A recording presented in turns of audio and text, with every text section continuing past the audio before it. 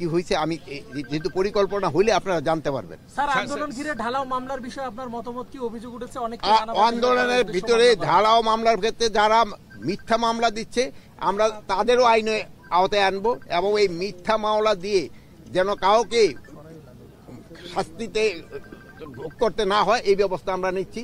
আমরা একটা কমিটিও করে দিচ্ছি, যে কমিটি ইনভেস্টিগেশন করে দেখবে। শুধু এটা পুলিশের উপরে না, আমরা এই যে ইসের কি বলে ডিসি মহোদয়ের জেলা প্রশাসক এবং আমাদের এসপি এবং লিগ্যাল অফিসার তারাও এইটা দেখবে যে এখানে অ্যাকচুয়াল কারা দোষী, শুধু তাদের ক্ষেত্রেই আইনানুগ ব্যবস্থা আমরা নিব, আর যারা নির্দোষী তাদের অবশ্যই তারা ছাড়া পেয়ে। পরিস্থিতিতে দেশের মানুষের প্রতি কি আহ্বান রাখবেন স্যার?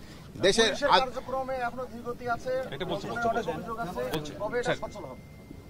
আমি বলতেছি সবকিছু তো একটু সময় দিতে হবে।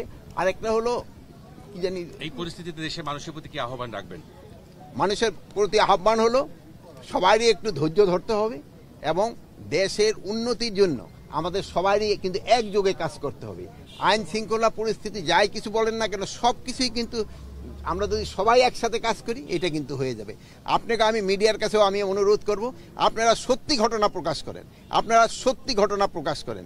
যদি আমাদের ভিতরে কোনো দুর্নীতি পান আপনারা আমাদের প্রকাশ করেন, যদি আমি ব্যক্তিগতভাবে আমারও যদি কোনো দুর্নীতি দেখেন আমরা প্রকাশ করেন।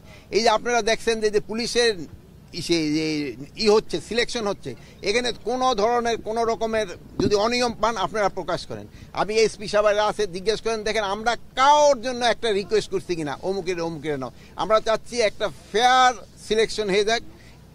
আপনারা আগে সবসময় বলছেন যে পুলিশের ভর্তি বাণিজ্য, কিন্তু এবার কিন্তু কোনো ধরনের বাণিজ্যের কিন্তু আপনারা এখনো দিতে পারেন নাই।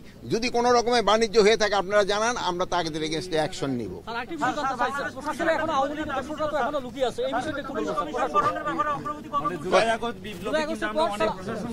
Sir thank you.